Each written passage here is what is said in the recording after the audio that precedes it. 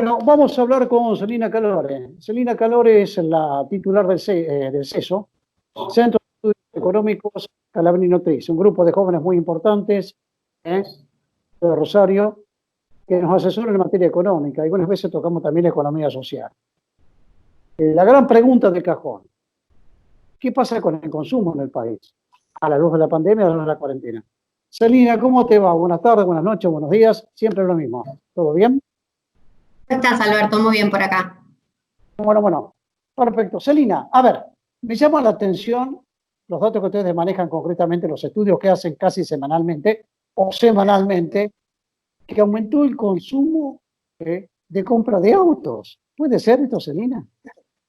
Bueno, algo así, digamos. Lo que se registró es un aumento en los patentamientos de autos 0 kilómetros. Por supuesto, esto está vinculado a la venta de autos 0 kilómetros para el mes de junio. Veníamos de 2 años de caída en los patentamientos de 0 kilómetros. Y esto es entonces el dato por ahí más interesante. Y acá se da una conjunción de cosas, digamos. Por un lado, tenemos la vuelta a la actividad del sector en Santa Fe principalmente, reabrieron los concesionarios ya desde el mes de mayo, y también tenemos una cuestión que está vinculada al precio de los autos 0 kilómetros y a la brecha cambiaria, brecha entre el dólar oficial y el dólar informal. Esto lo que hizo, y también las restricciones a la compra o al ahorro de dólares, hace que las familias, las personas que tengan algún ahorro, como el dólar informal está muy caro, se vuelquen de alguna manera al consumo de autos 0 kilómetros, aprovechando estas diferencias de precios. Yendo al tema concreto, lo que vimos es un incremento respecto al año pasado del 25%. Es un incremento interesante, pero tenemos que tener en cuenta también que el año 2019 fue un año muy malo en términos en el sector automotriz. Con lo cual estamos viendo un dato que por ahora es un dato aislado, por ahora no podemos hablar, por supuesto, ni de una recuperación, ni una reactivación de esta variable, ni mucho menos del consumo en general, porque va a ser un año muy, muy complejo y muy duro, pero sí es un datito a tener en cuenta y a seguir a ver cómo sigue evolucionando este tema, ¿no?, de los patentamientos. Bueno, si te pregunto por el cemento, que también es una referencia importantísima, es la construcción y además multiplicadora de trabajo, es la superproducción. ¿Qué pasa con el cemento hoy por hoy? ¿También aumentó? Bueno, lo que vimos que el cemento se mantuvo relativamente estable, una leve caída, la venta de cementos en torno al 0,6%, pero nosotros cuando hablamos más en estos términos estamos hablando de un estancamiento, si se quiere, respecto a lo que se vendió en el año 2019. ¿Qué quiere decir esto? Como que hoy estamos en junio al mismo nivel de ventas de cemento del año pasado. ¿Esto por qué es importante? Porque en los meses que golpeó fuerte la cuarentena, que fueron los meses de abril y mayo y de marzo también, tuvimos caídas estrepitosas en lo que fue el consumo de cemento, en torno hasta el 64% en el mes de abril, una caída muy importante. Otra vez, la salida progresiva de esta situación de aislamiento, la vuelta a la actividad en cierta forma, lo que hace es que estas variables empiecen a rebotar. Seguimos hablando de un nivel de 2019 donde fue muy duro también en el tema de la construcción, con lo cual es un dato también para ir siguiendo, digamos, son los primeros números que tenemos ya en Santa Fe de una vuelta a cierta nueva normalidad. Por eso nosotros también ponemos de título la economía en fase 5, porque no quiere decir que hayamos salido de la cuestión de la pandemia, ni que haya una recuperación económica, sino que está avanzando de fase y sí se ve una respuesta respecto a lo que fue la inactividad total de la cuarentena estricta, ¿no? Bueno, si yo te pregunto por la energía, que es la referencia primordial al consumo de energía, no es que consumamos más energía como estamos consumiendo en este momento. Vos estás iluminado, yo estoy iluminada, el vecino está iluminado concretamente. No es que consumamos en los hogares, bien los residenciales, en los consumos residenciales, sino el consumo de energía que repercute en la industria. ¿Hay mayor consumo de energía? Bueno, acá también tenemos un tema. En general también estamos en niveles del año pasado en términos de consumo de energía eléctrica. Veníamos también de meses de caída Y estas caídas principalmente se daban porque los grandes usuarios, que son las industrias y los comercios, estuvieron cerrados o estuvieron produciendo a una menor velocidad de lo que es lo normal, con lo cual esto también hubo una fuerte caída en el consumo de estos sectores, que son los que te mueven la aguja, ¿no?, del consumo de energía eléctrica, y lo que vemos para el mes de junio es que, si bien sigue cayendo el uso de energía eléctrica por parte de estas industrias y comercios, esta caída es un poco menor a la que fueron en los meses de abril y mayo. Nuevamente empezamos a la nueva normalidad también en el uso de energía eléctrica. Acá también es importante que, al estar las familias o las personas más en sus casas, el consumo residencial sí tiene un incremento, y eso un poco también ayuda al sector a que empiece a cambiar esa tendencia, si se quiere, a la baja.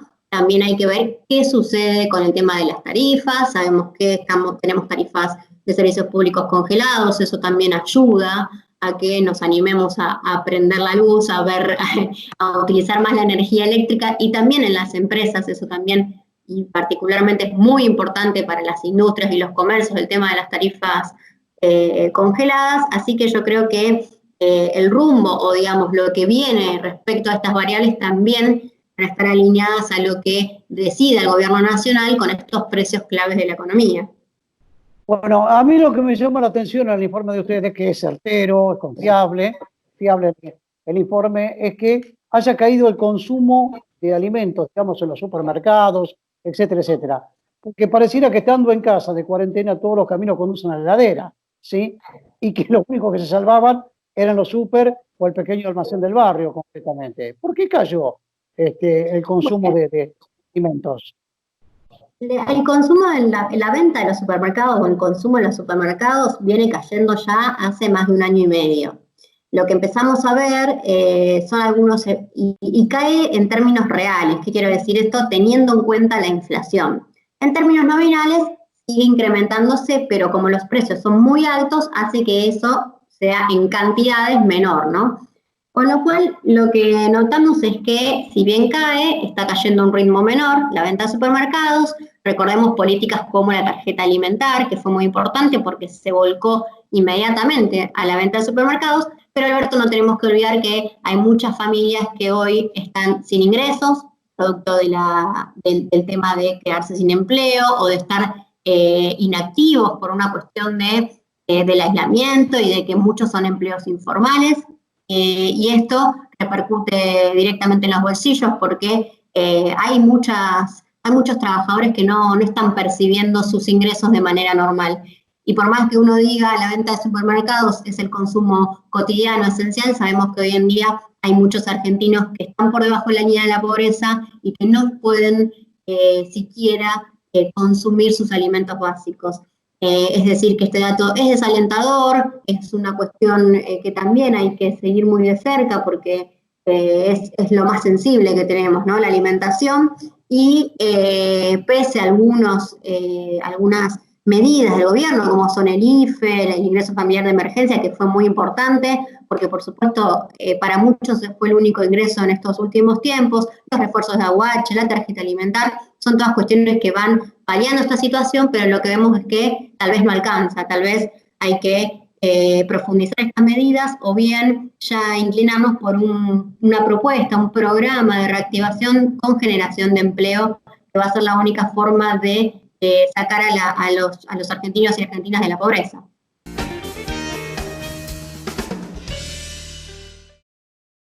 Bueno, vamos a tomar contacto en este caso con el secretario adjunto de la CGT San Lorenzo, además titular de SOEPU, gremio importante, gremio industrial, de todo el cordón industrial de Rosario, y particularmente en el departamento de San Lorenzo, Mauricio Brizuela.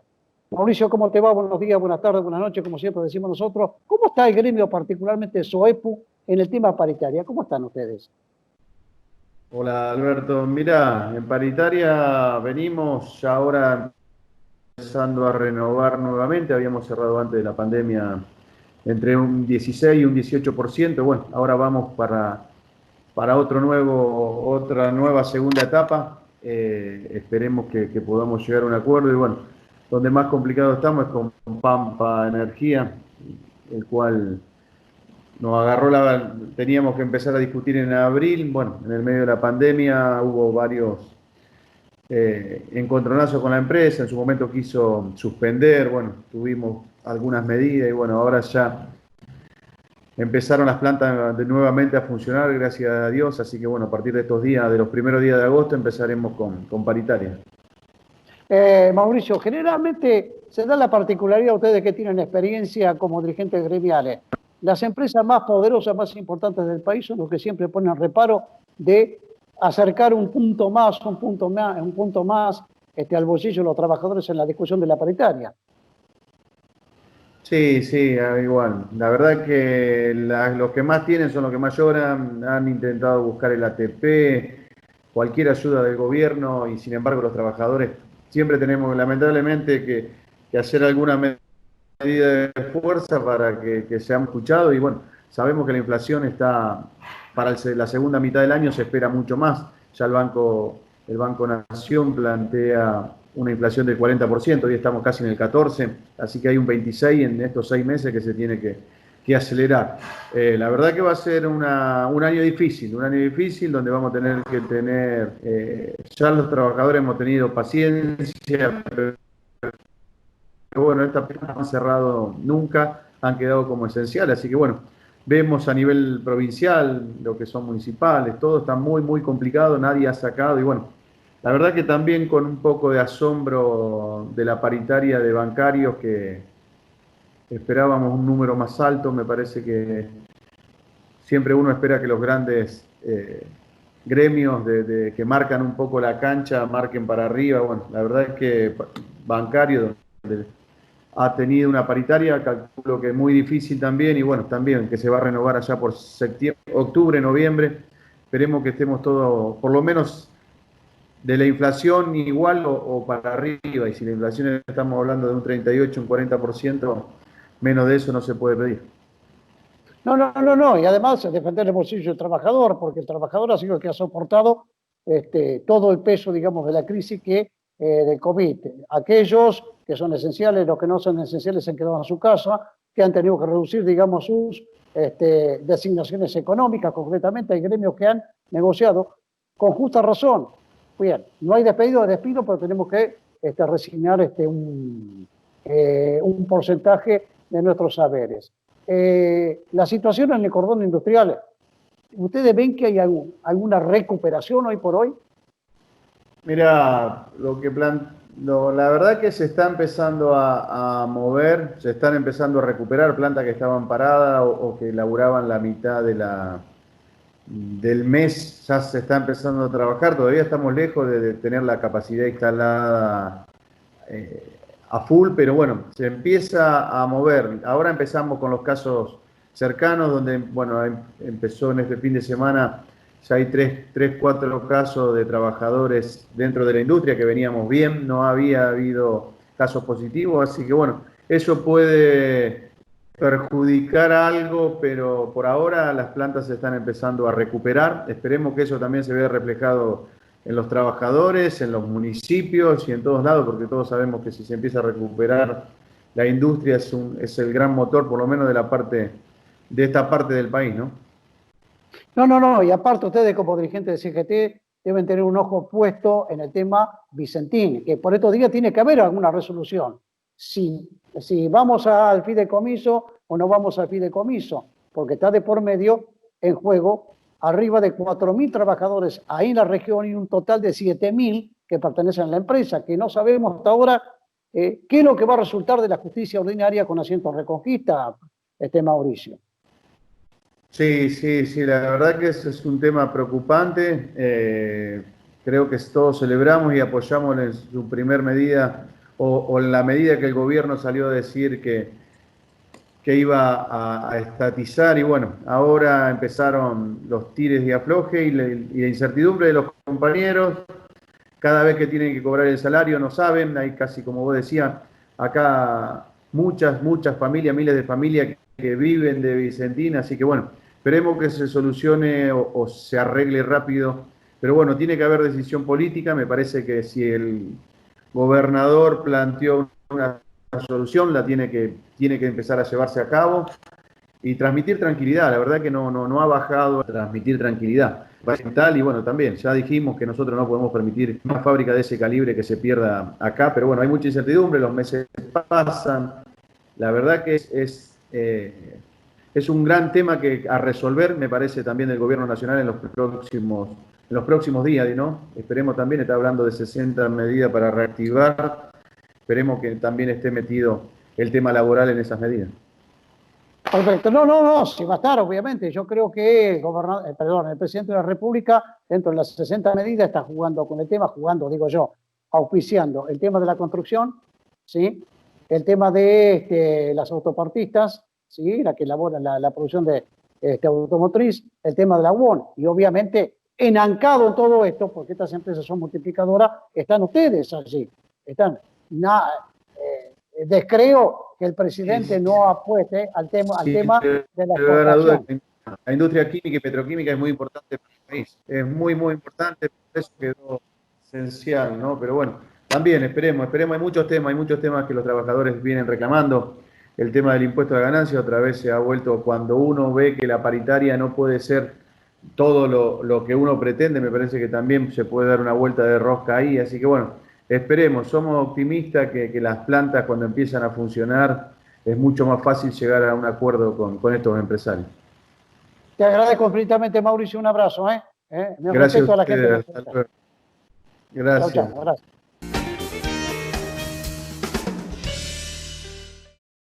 Bueno, mientras esperamos que Alberto Boto me convide con un mate virtualmente, secretario general de Luz y Fuerza de Rosario, toda la zona sur de la provincia de Santa Fe tan importante, vamos a recordar un tema. Desde que asumió el gobierno de la provincia Omar Perotti, prácticamente vivimos en pandemia, vivimos en cuarentena. Pero esto no quita que los trabajadores reclamen un aumento que se traduce en paritarias. Alberto, ¿cómo le va? Buen día, buenas tardes, buenas noches. Entonces, tu mamá me convidó un mate virtualmente. Han reclamado últimamente los sindicatos de lucifuercista la apertura de paritarias para el trabajador lucifuercista, para la trabajadora lucifuercista en todo el territorio provincial. ¿Han tenido alguna respuesta? ¿Qué tal, Alberto? Gracias por la comunicación. Ya dentro de poco vamos a poder compartir seguramente un mate. Sí. Bueno, en función de lo que usted me preguntaba, sí, obviamente que tenemos la misma necesidad que tienen el resto de las trabajadoras y trabajadores de la provincia, así que bueno, estamos en diálogo con las autoridades de la empresa provincial de la energía, con las autoridades del gobierno provincial, y obviamente con el compromiso que ya nos han transmitido de que con la apertura de paritarias también vamos a ser convocados nosotros, así que estamos en ese momento, estamos esperando justamente esa convocatoria para sentarnos a discutir cuál va a ser la actualización salarial, por lo menos en esta parte del año. Nosotros, desde que comenzó la pandemia, venimos trabajando, somos un servicio esencial, lo hemos garantizado, así que bueno, lo único que estamos pidiendo, como el resto de las trabajadoras y trabajadores del sector público también, tener un acompañamiento de lo que es la actualización del salario, porque realmente, sabemos que muchas veces las crisis son oportunidades, pero son oportunidades para los poderosos, ¿no? Para algunas avivadas donde usted sabe bien que han aumentado mucho los insumos básicos. Entonces, eso hace que hoy se necesite mucho más dinero para vivir. Entonces, bueno, estamos en eso, pero creemos que vamos a resolver positivamente esta situación.